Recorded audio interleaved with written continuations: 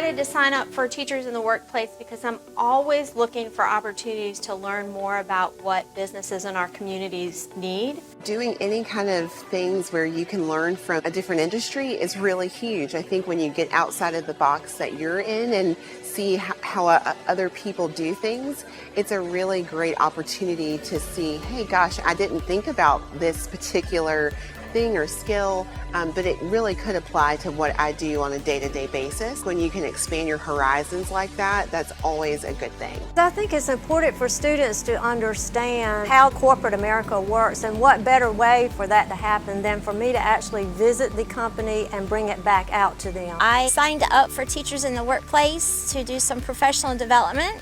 I thought it would be really fun to be paired up with an employer to see what the careers and jobs are really like. It's not enough just to talk about subjects in class. We've got to show students a chance for them to dream about being a microbiologist or a chemist or an engineer. I think any of our good leaders out here would probably harp on the importance of education. It's extremely important. Learning never stops. It's a continuous process. It's also important for me as a career specialist to build that relationships with the different companies so that when the opportunity does arise that I have a student that would like to job shadow, then I have those contacts. Working with the teachers and allowing them to come out here and see how we actually operate, I think it's very helpful for them to be able to communicate to the students, what career offerings there are. It just helps me better understand whenever I'm trying to talk to students about being a pipe fitter or about being, going into HVAC or plumbing. It kind of helps me understand what they're actually going to be doing on the job site. I think this is a great idea. I think this is something that should be part of the school system. I will assure you that I did not sit behind a desk or do any kind of file or anything like that. They actually took me out and immersed me into the workplace and their job sites. I have been further inspired. I thought it was a good idea. I know it's a great idea. And that is for me to host teachers and students at every chance I get.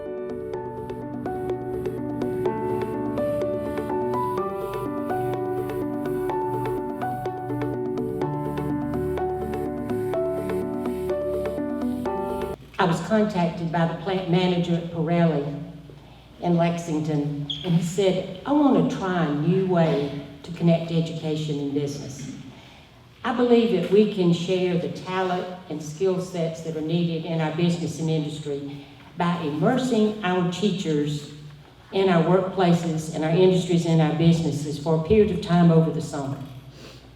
So we worked out the details of the insurance and the credentials that the teachers would get for participating, and thus was born the Teachers in the Workplace.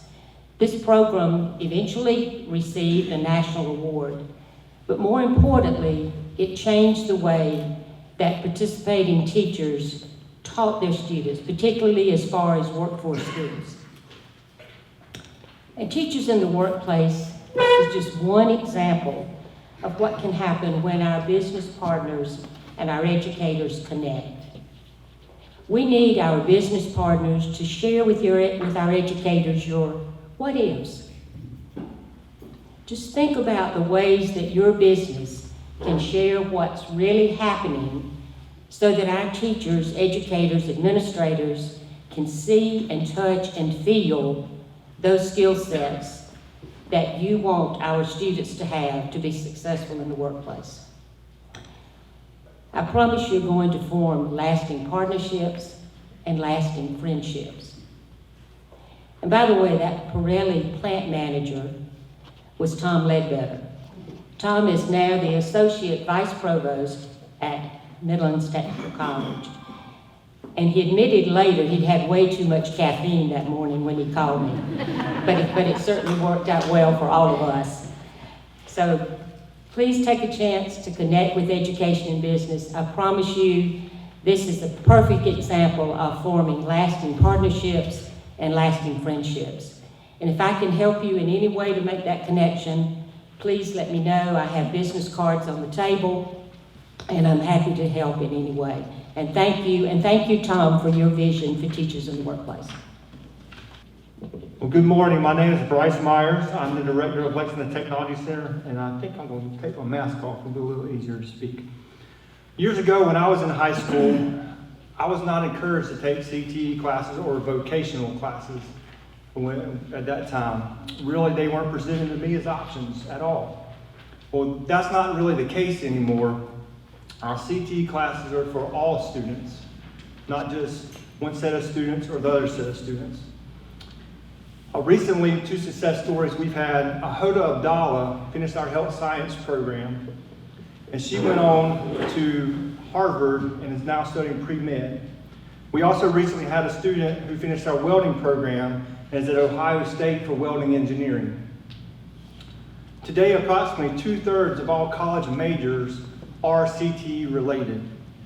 So if you're a student now in high school, why don't you take CTE classes that interest you now, determine if you like them or not, and don't waste your time in college trying to figure out what you want to do. You can do that in high school. At LTC, our mission is building our community through career preparation with a focus on character, creativity, and craftsmanship. Building our community means caring for our students, but it also means building relationships with building and industry, providing you with a skilled workforce to meet your needs. In 2018, Congress reauthorized the Strengthening a Career and Technical Education for the 21st Century Act. That's a mouthful. We call it Perkins 5, which requires our schools and districts to align CTE programs and expenditures to our community needs. This makes a lot of sense. If we're trying to offer programs, we need to see what you need to make sure our programs match your needs. In Lexington 1, flip to the next here. We have 5 middle school CTE programs across our district at all 8 middle schools. We have 24 plus high school programs across our district at the 5 high schools. Lexington Technology Center serves all 5 high schools, has the majority of upper level classes and all the specialty courses. In the future, we'd like to add some more of those opportunities for our students. We're looking at things like increasing our health science, maybe exercise science, dental assistance. We're looking to add to our construction programs. We've had multiple industries come to us and talk about things like heavy equipment, diesel mechanics, plumbing, HVAC. We want to continue to grow as a district initiative, our computer science and IT and STEM and engineering. And finally, we're trying to increase the grade point value of our CTE classes and the rigor of our courses to encourage all students to take vocational or CTE classes. We also intend to add more CTE dual enrollment courses. Did you know 70% of students who take CTE programs get better grades? My take is that they find relevance in those classes and can make connections to core content areas.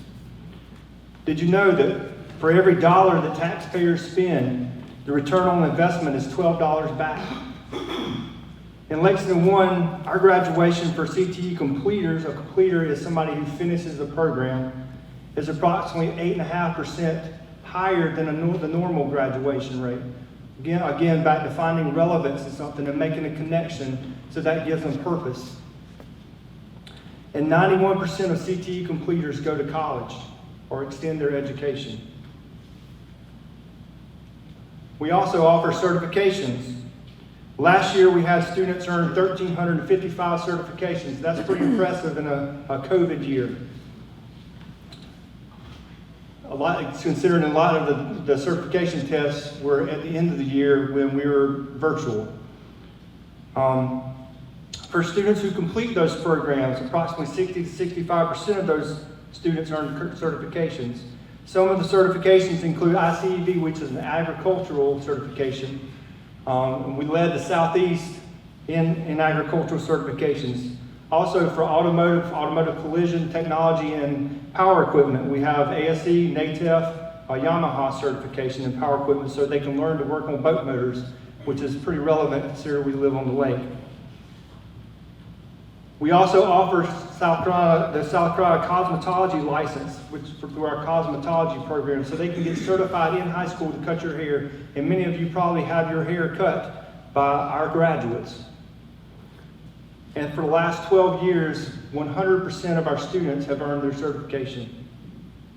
In our culinary arts program at Lexington Technology Center and Pillion High School, students earn ServSafe and ProStart. All 5 high schools have health science programs. They earn CNAs, Pharmacy Tech, which Lou Kennedy of Nephron supports. Certifications, BLS, which is Basic Life Support, First Aid, CPR, those types of things. We have AWS through Welding, American Welding Society, OSHA 10 and NCCER for electricity and building construction. And for you bankers, we have offer general accounting and managerial accounting. And we've finished in the top 25 large high schools multiple times over the last few years. How can you help? We're constantly looking for partnerships, people to serve on our advisory committees, and perhaps most importantly, our work-based learning partnerships. Sherry Williams up here at the front table, if you want to wave, is our work-based learning coordinator for the district, and we have career specialists. My career specialist was wearing the hard hat on the video earlier, Michelle Dennis. We have career specialists throughout our district at each high school, middle school, and elementary levels. And Sherry and I would love to have you partner with us through various work-based learning opportunities, apprenticeships, cooperative experience, co-ops, internships, externships, job shadowing, guest speakers, field studies, you name it. In conclusion, I believe CT is vital to the educational experience. Each high school student has 32 credit opportunities they can take throughout their career. I'm asking that each student take at least 4 classes to explore career-related possibilities.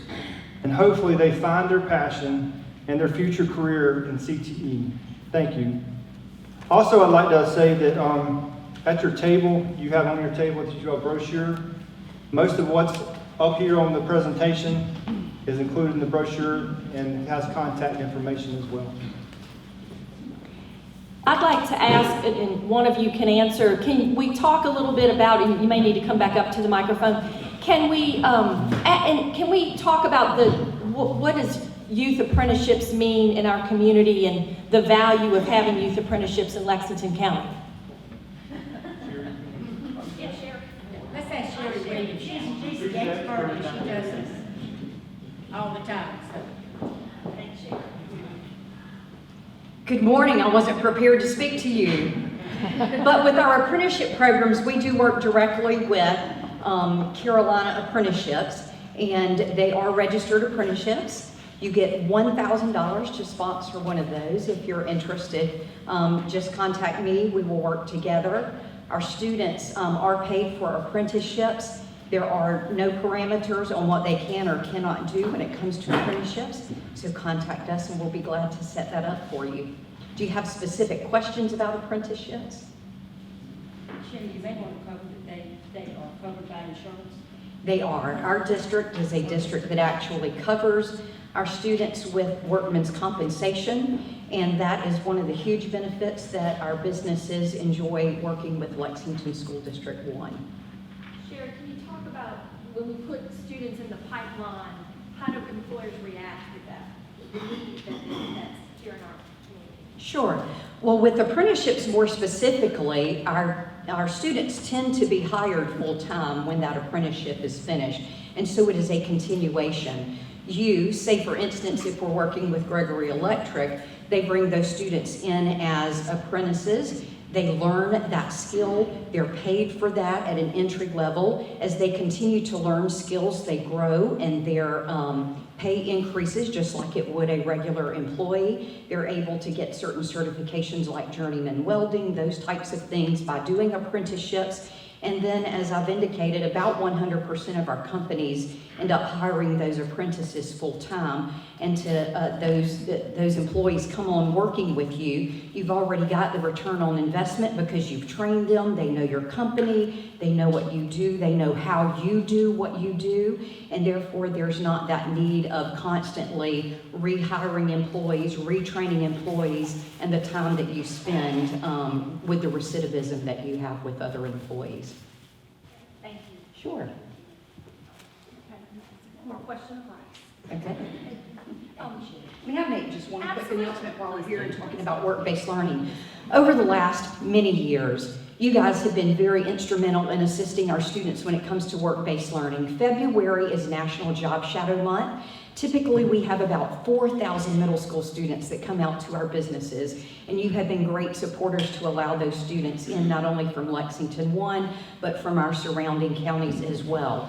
This year, our district has chosen, because of COVID, not to do face-to-face business job shadowing, but you can still serve a role. If you are a parent, if you are a custodial adult, if you are a mentor for our students at the middle school or high school level, also elementary, we encourage you to have conversations with students to talk about your career, what we like to call lattice, not ladder, where you start in A, you end in B. All of us has a very unique story that students need to hear, and especially now, as so many things are upside down, students need to hear that everything isn't black and white, A and B, that you started out here, that you did a major that's not related to what you're doing right now, that you've had 10 and 12 different jobs, that we're all multitaskers, that we're all people who are lifelong learners, and they need to hear that story from you. So I would love for you to find a student to share your story with them.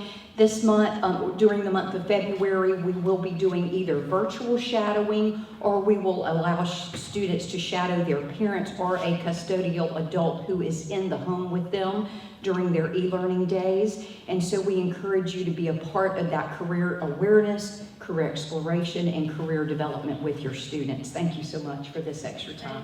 Thank you.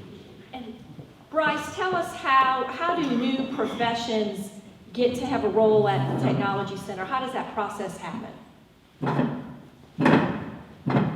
So I mentioned earlier the process, the 2018 Strengthening Career and Technical Education Act. So this is relatively new, but adding programs is not new. So we have to do our research basically and give justification that this is an area of need in our community. Okay, so if there's an area of need in our community, I have to have the data to back it up. And then when there's data to back it up, then I can put expenditures toward it. I can begin the process of trying to find somebody to see if it's relevant, and then go about adding the course as a possibility. We've seen that there's a health science need, and we need more opportunities. The health science program is robust already. But we've also had interest in exercise science. If you look across our college system, exercise science is pretty much at every place there is. So we're looking at things like that. And then, do we have, as a district, can we meet that FTE, the positional need, and do the equipment needs? Do we have space for it? So that's all, we have to do studies to determine those things in order to make the determination if we can alter the program. So sometimes it'll take a little time, but hopefully throughout the process that we can make that happen. Well, I think the moral of the story is if you've got a need, they need to know. And if you think back to probably 10 or 15 years ago, we didn't know what social media was. So there's a whole new career group of folks that have that, their new jobs emerging every day. So, Kay, any final thoughts? And then we'll wrap up the question and answer portion.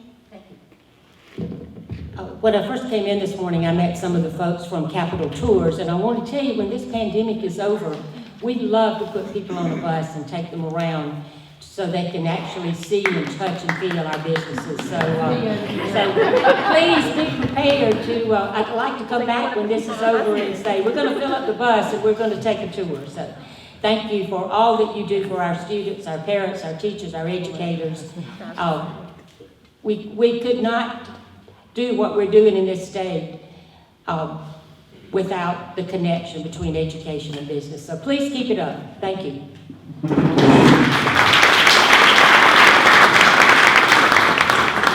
Since Kay mentioned tours, once the COVID ends, we are more than happy to give you tours. That's your facility. Come to see what we do anytime. Be more than happy to give you a tour to LTC as well. Well, our chamber certainly values education, and we'll be hopefully forming in the next couple of months an education and workforce committee. So if any of you have an interest in that particular area, see me afterwards and I'll get you on the list.